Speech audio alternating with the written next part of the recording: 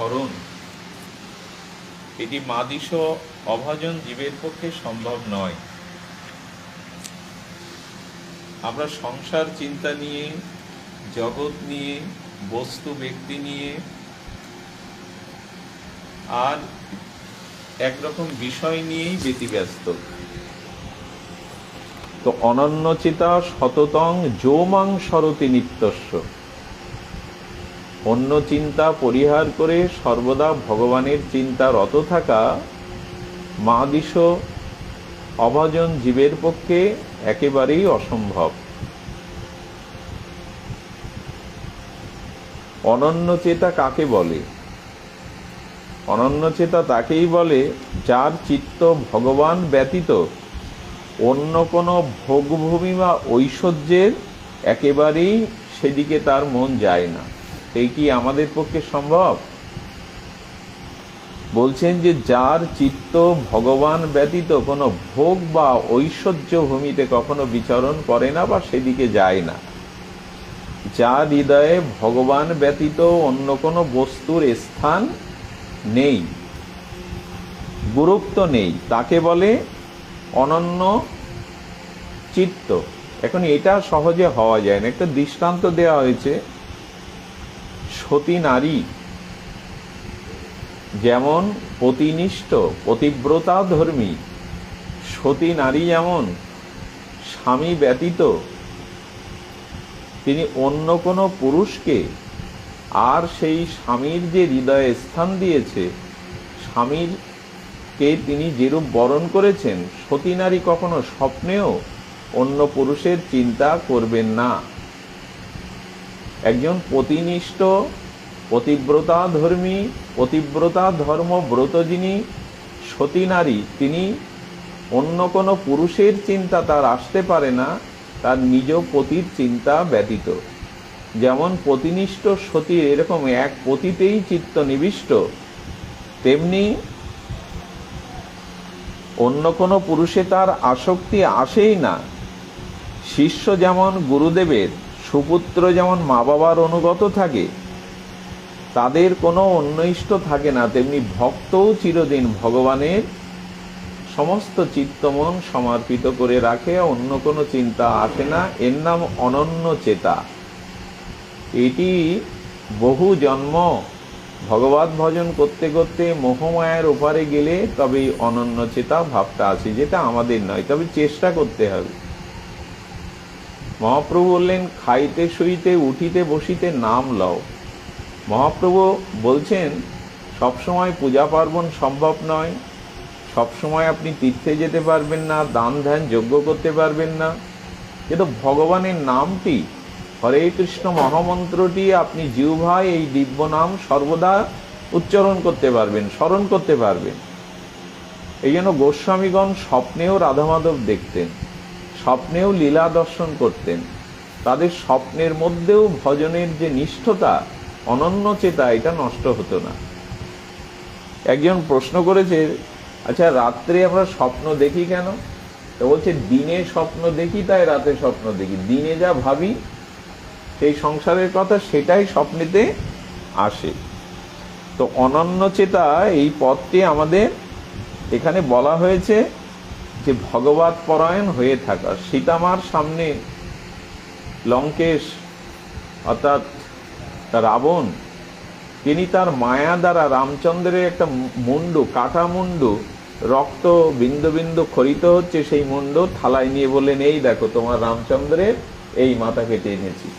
আচ্ছা, যে কেউ দেখলে সেটা তো একটা কাটা মুন্ডু জলজান্ত স্বপ্নে দেখছে। সীতামা মনে মনে হেসে বললেন যে সীতামা তো ভক্তি দেবী, তার কাছে মায়া কি পৌঁছাতে পারে? সূর্যে তো অন্ধকার যেতে পারে না।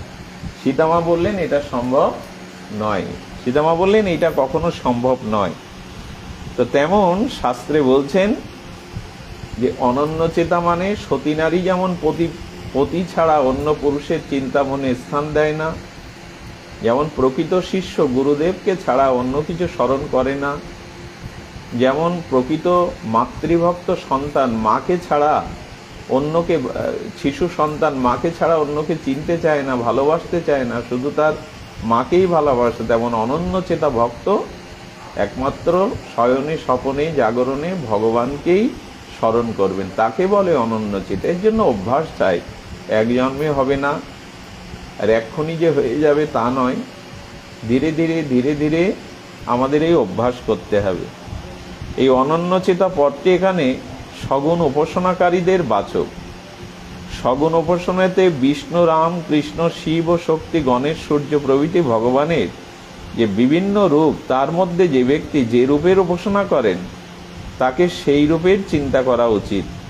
তিনি অন্যান্য রূপকে যেন নিজের ইষ্ট থেকে পৃথক মনে না করা হয়, এবং নিজেকেও নিজ ইষ্ট ছাড়া অন্য কারো মনে না করা উচিত নয়। তো একে বলে অনন্য চিন্তা। ভগবানের যে রূপ আছে সেই রূপগুলিকে সে যে ইষ্টকে ভালোবাসে সেই রূপের চিন্তা করবে, মনে করবে সব রূপই আমার ভগবানের স্বরূপ, কিন্তু এক রূপেই তার নিষ্ঠা থাকবে, এক উপাসনাতেই তার নিষ্ঠা থাকবে। একে বলে অনন্য চেতা। আচ্ছা, যৌমাং সরতি, অর্থাৎ নিত্য নিরন্তর ঘুম থেকে উঠে আর ঘুমে যাওয়া পর্যন্ত শাস্ত্রে বলেছেন যে সর্বদা আমাকে স্মরণ করো, একে বলে নিত্যস্ব। মনে সর্বদা এই কথাটি যখন ধারণা করে তখন সে আমৃত্যু আমাকে স্মরণ করে। আর যারা আমাকে নিত্য নিরন্তর স্মরণ করে তাদের কাছে আমি সহজলভ্য। তৎসহং সুলভং পার্থ নিত্য যুক্তস্য যোগিন। ভগবান তাদের কাছে দুর্লভ নয়, সুলভ, যারা নিত্য যুক্ত হয়ে ভগবানের স্মরণ করছে।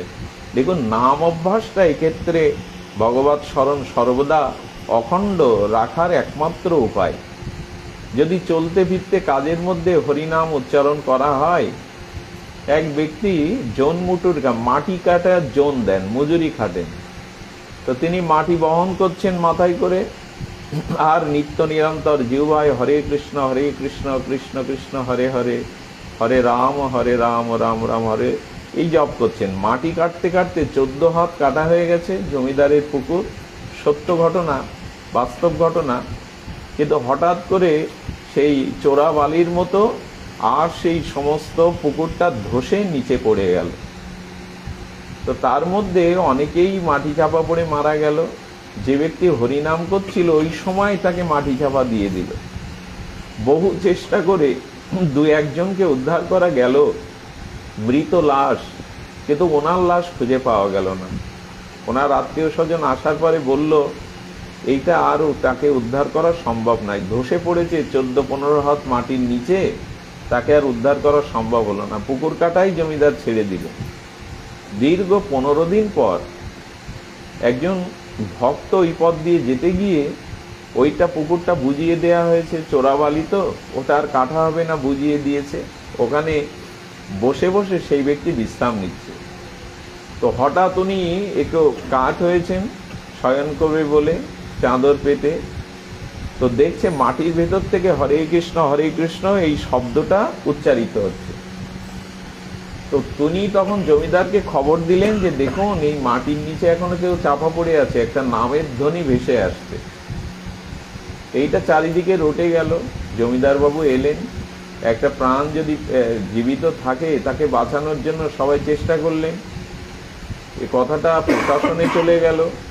এসে সেই মাটি খুঁড়ে দেখা গেল যে ব্যক্তি মাটি বইতে বইতে হরে কৃষ্ণ নাম জপ করছিলেন, তিনি যেখানটা চাপা পড়েছে ওনার মাথার 1-1.5 হাত উপরে মাটিটা ওখানে থেমে গেছে, একটা গুহা মতো তৈরি হয়েছে, ওখানে বসে বসে উনি জপ করছেন।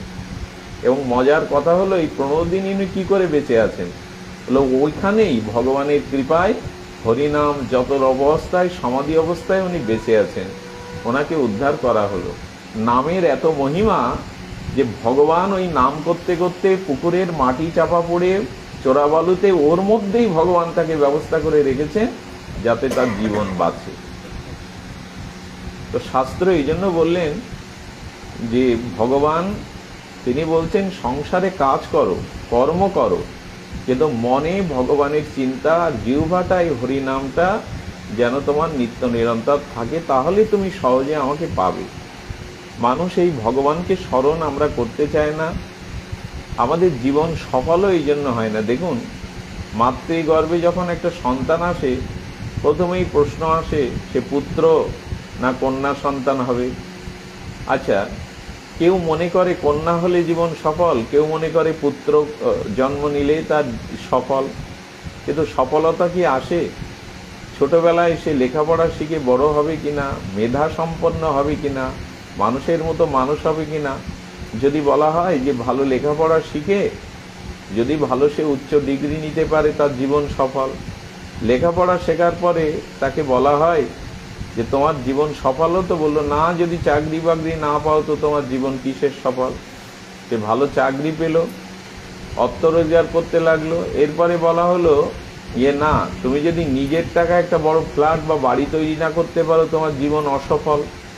সে একটা ফ্ল্যাট বাড়ি তৈরি করলো, এরপর তাকে বলা হলো না, জীবন সফল হতে গেলে সংসারই করো, বিবাহ করো। বিবাহ করলো, বিবাহ করে যদি আবার সংসারে দুজনের ভিতরে বোঝাপড়া না থাকে তাহলে বললো তোমার জীবন বিফল। এরপর সন্তান জন্ম নিল, সন্তান জন্ম নেওয়ার পরে বললো আমার জীবন কি সফল? বললে না, সন্তান মানুষ না করলে তোমার জীবন কি সফল? সন্তান মানুষ করা হলো, লেখাপড়া দেয়া হলো, সে উচ্চ বলে এরপরে কি? এরপরে সন্তান বড় করতে করতে করতে তারপরে সে মারাই গেল। এখন মৃত্যুর সময় সে বুঝলো ছোটবেলা থেকে যে আমাকে জীবন সফলতার কথা বলেছে, এখন দেখলাম সবই বিফল। একমাত্র ভগবানকে পাওয়া, নিজের উদ্ধার করা, এটাই হলো সফলতা। মানুষ সারা জীবন সংসার গোছাতে গোছাতে, আশা মিটাতে মিটতে মারা যায়। শেষে কি দেখে?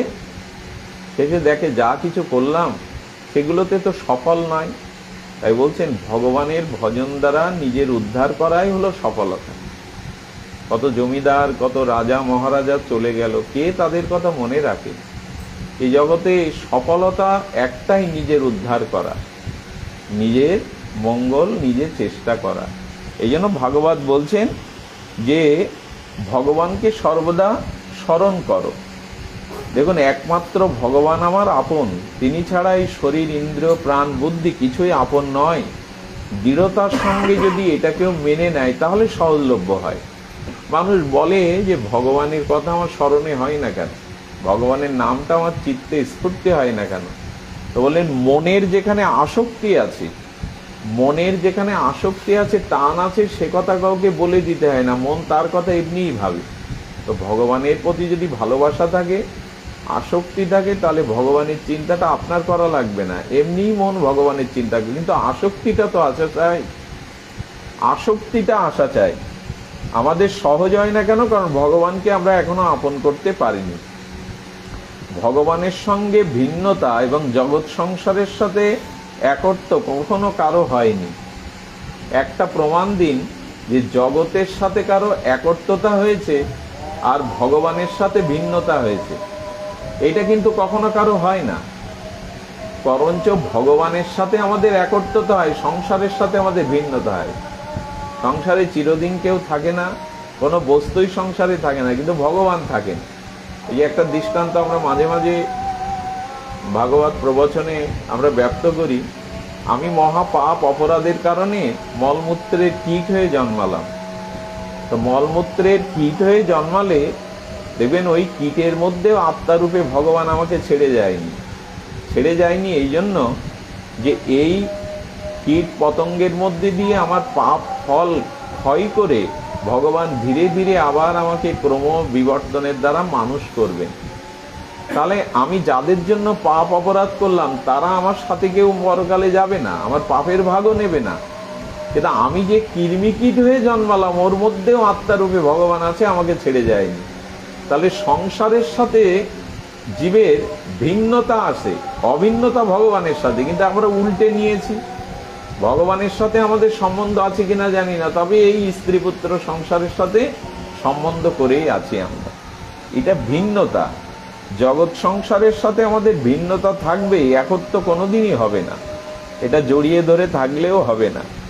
এই জন্য শাস্ত্রে বারবার বলছেন যে দেখো, ভগবান মহাত্মারা তাকে দুর্লভ বললেও, সমহাত্মা সুদুর্লভ বললেও, ভজন যিনি করেন তার কাছে ভগবান সহজ।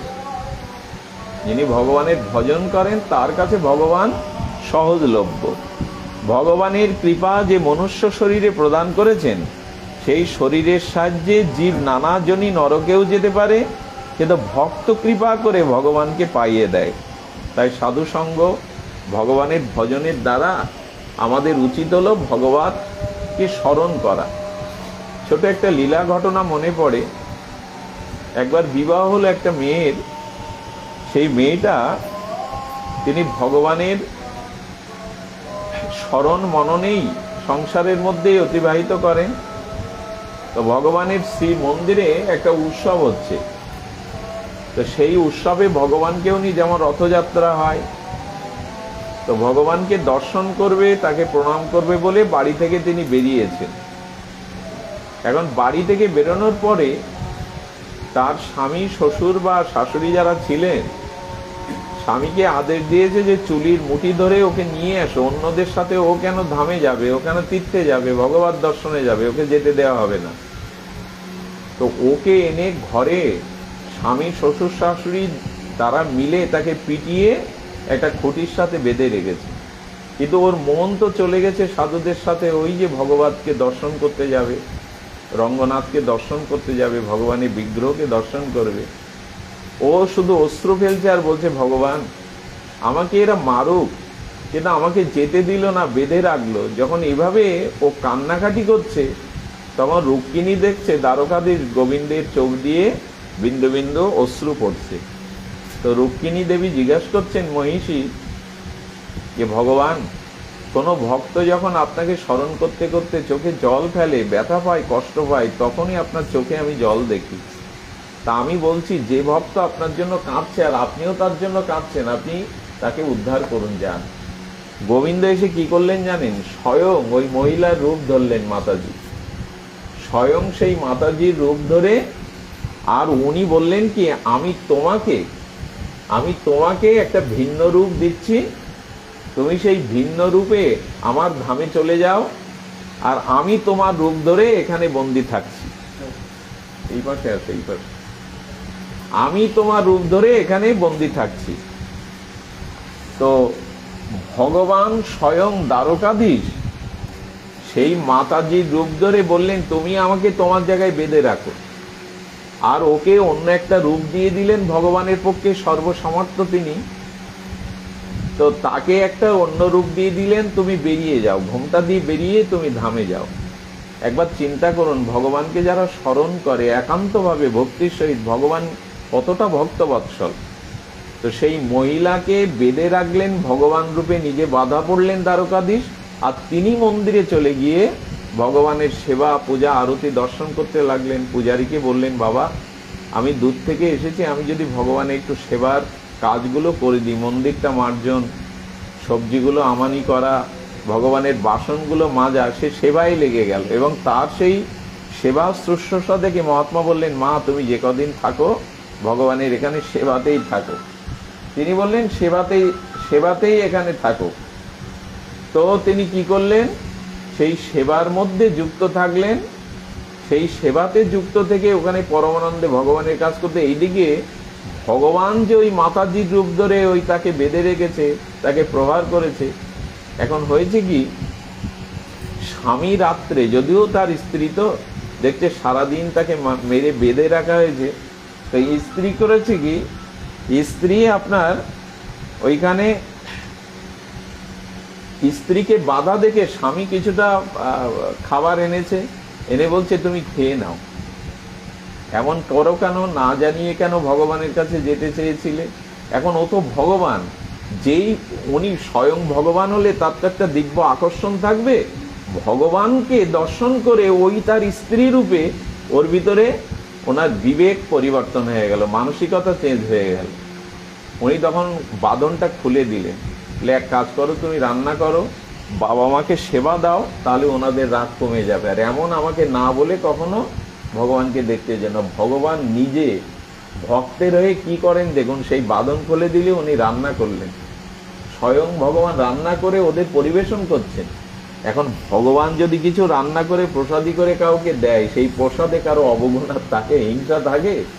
ওই প্রসাদ পাওয়ার সাথে সাথে শ্বশুর শাশুড়ি যারা ছিল ওদের মনে পরিবর্তন হয়ে গেল। তখন ওনার প্রতি এক সাক্ষাৎ ভগবান বধূ রূপে আছে ঘরে, সেটা আকর্ষণ হবে না? তো তার প্রতি এমন একটা আকর্ষণ এসে গেল, তখন শাশুড়ি ভালোবাসতে লাগলো, শ্বশুর ভালোবাসতে লাগলো, স্বামীও বলছে দেখো বাবা মা তোমাকে এখন কোনো দোষ ধরে না, তোমাকে কোনো কটু কথা বলে না, ওই যে প্রসাদ দিচ্ছে আর স্বয়ং ভগবানের দিব্য অলৌকিক শক্তির দ্বারা ওদের বাড়ির মানসিকতা সবার পরিবর্তন হয়ে গেল। দেখুন, ভগবান যদি চান তো তিনি পলকে প্রলয় করতে পারেন। ভগবান যদি চান তো আমার অনন্ত জন্মের পাপকে উনি নির্মল করে দিতে পারেন। তো ভগবানের পক্ষে সর্বসামর্থ্য, করতুম অকর্তুম সর্বদা করতুম, অন্যথা করতুম, ভগবানের পক্ষে সব সম্ভব। এদিকে ওই মহিলাটি কি করলো, ভগবানকে দর্শন করতে করতে করতে করতে ওর মনে হয়েছে যে আমার জায়গায় ভগবান বাধা পড়ে আমাকে ছেড়ে দিয়েছে। তো এত কৃপালু ভগবান, সেই চিন্তা করতে করতে উনি কি করলেন না, ওইখানেই ভগবানের ভজন করতে করতে উনি ওইখানেই দেহ ত্যাগ করলেন। সেই রমণী যখন মন্দিরে দেহ ত্যাগ করলেন, তাকে শবদাহ করা হলো, পোড়ানো হলো। এখন যখন শবদাহ করতে যায় তখন এই বধূর গ্রামের একজন প্রাচীন লোক দেখলে এ তো অমুক বাড়ির বউ, একে তো ওরা আসতে দিত না, আর এখানে মারা গেল, সংবাদটা ওদের আমি একটু দেই তো। এই যেই ওই বৃদ্ধ এসে আর ওই বলতে যাবে তোমাদের বৌমা মন্দিরে ওখানে মারা গেছে, তার চিতায় আমি তাকে দাহ করতে শুনেছি, যখন এটা বললেন তখন রুক্মিণী দেবী বললেন ভগবান তো এবার ধরা পড়ে যাবে। স্বয়ং ভগবান দেখলেন যে তিনি তো ধরা পড়ে যাবেন, বসুন, তিনি তো ধরা পড়ে যাবেন।